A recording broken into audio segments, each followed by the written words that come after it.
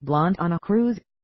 A blonde walks into a restaurant, and she goes straight to the bulletin board in the back. She looks at the bulletin board and sees a piece of paper that says Ocean Cruise only $5.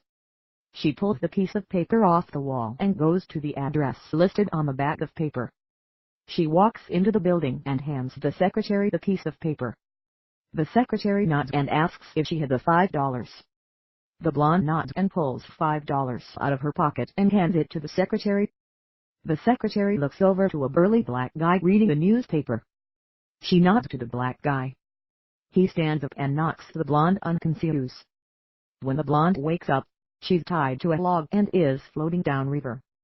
She started to think that this was a bad idea, when all of a sudden she sees one of her friends, who is also blonde, tied to a log floating right next to her.